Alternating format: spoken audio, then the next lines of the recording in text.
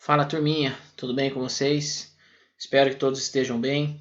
Hoje eu venho aqui para passar para vocês uma revisão para uma atividade via portal que vai ter uma pontuação bacana para que a gente possa fechar, concluir esse primeiro bimestre, ok?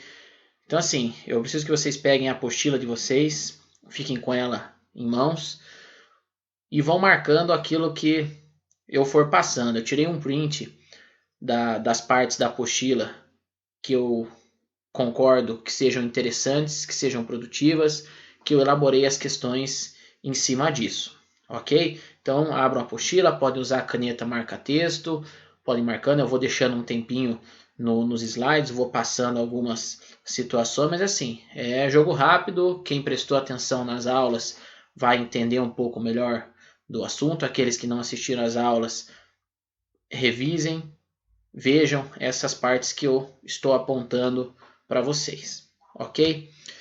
Então vamos lá, no início da apostila a gente tem uma parte que fala sobre a classificação dos esportes, onde a gente define eles como individual ou coletivo, como que é individual, como que é coletivo, e essas 7 subclassificações dos esportes, que eles podem ser de marca, precisão, técnico combinatório, combate, rede, campo e taco e invasão, juntamente com alguns exemplos de cada, né? Vocês saberem o que é o de marca, o coletivo, pode ser a corrida de revezamento, o que é o individual, pode ser uma prova de 100 metros, 200 metros de atletismo, o exemplo que a apostila está dando, halterofilismo. Então, é isso. A gente pula para o basquete. O funcionamento, né, de todos os esportes depende das execuções dos movimentos. Então, a gente tem alguns pontos importantes. Aqui a gente tem o principal jogador masculino brasileiro, que é o Oscar Schmidt, que era conhecido como Mão Santa pela facilidade dos arremessos de 3 pontos. A gente vai para a parte de fundamentos, onde a gente tem os passes, a recepção, o drible e o arremesso. Então o manejo da bola está associado a todos esses movimentos: lançar, segurar, quicar, trocar de mão.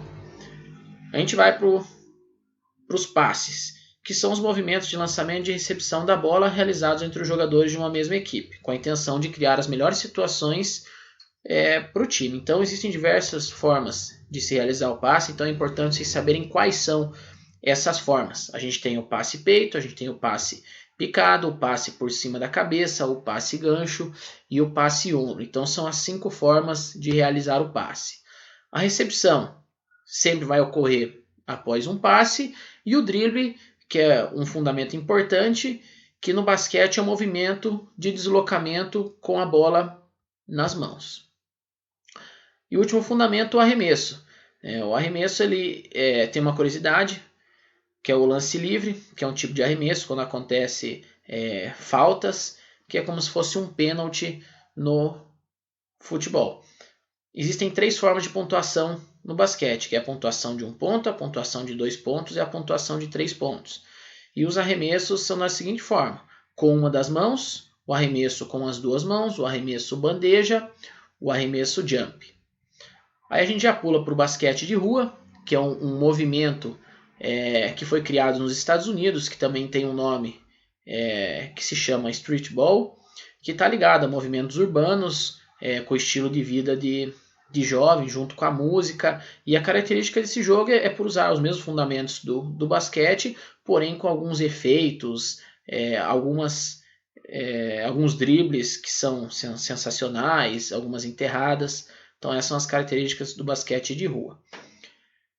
Aqui fala para se tornar o jogo mais emocionante, com jogadas criativas, algumas adaptações do basquete, como eu falei que ele não joga em uma quadra com 2 campos, é no meio campo só que joga, e as regras elas foram adaptadas. Hoje já existe uma forma concreta, que inclusive o basquete de rua virou o basquete de 3 contra 3 e se tornou um esporte olímpico que a gente vai ter nas Olimpíadas, que seriam esse ano, foram adiadas para 2021. A gente já entra na parte do corfebol, que fala um pouquinho sobre a história, né? Esse holandês que criou o esporte, qual que é o formato dele de se jogar, o porquê que ele criou esse esporte. Avançamos um pouquinho para as regras e os fundamentos do corfebol, a quadra, o tamanho que é 40 por 20, a altura do poste que tem 2,5 metros.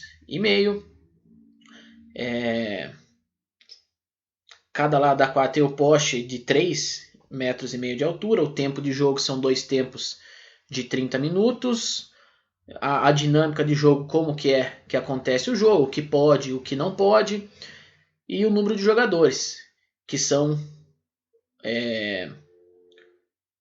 8 jogadores por equipe, sendo 4 homens e 4 mulheres, distribuídos 2 homens na zona de defesa, 2 homens na zona de ataque, as mulheres, 2 mulheres na zona de defesa, 2 mulheres na zona de ataque. Que é aqui o que a gente fala, que a principal característica do corfebol é a presença de jogadores dos sexos diferentes. Então homens e mulheres jogam junto, onde cada um só pode roubar a bola, só pode atrapalhar aqueles jogadores do mesmo sexo. A gente avançando um pouquinho, vamos para as corridas com obstáculos e com barreiras. As corridas com obstáculos, a história dela, como que funciona a prova, quantos obstáculos que ela tem. A gente passa para a corrida de barreiras, que existem 4 provas. No masculino, 110 metros e 400 metros. No feminino, 100 metros e 400 metros. A altura das barreiras, que são diferentes para todas elas. Cada prova existe uma altura da barreira. Passamos para o salto triplo, que ele está presente nos Jogos Olímpicos há muito tempo, que deve ser realizado o salto, os 2 primeiros passos com a mesma perna e o último salto com a outra perna. Existe uma corrida de aproximação para esse salto. A principal característica que ele é executado com 3 passadas, sendo as 2 primeiras com uma perna e a última com a outra perna.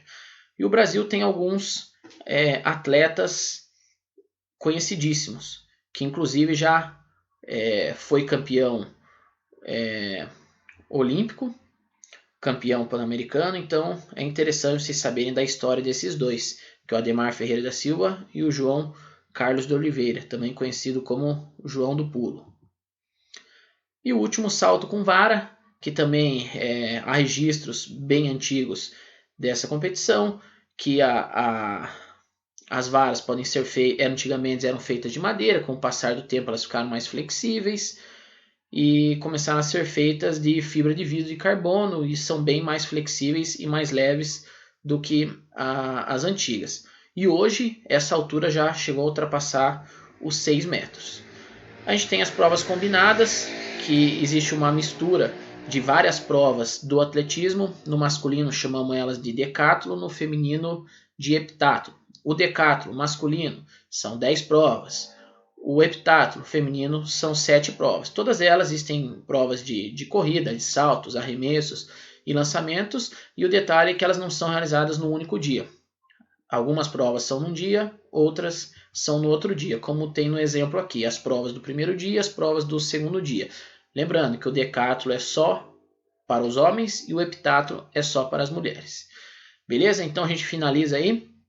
Espero que tenha contribuído. Estudem, marquem a apostila, revejam os vídeos e boa sorte na atividade de avaliação que vocês vão ter. Beleza? Então, se cuidem, fiquem em casa. Um abraço a todos e até o nosso próximo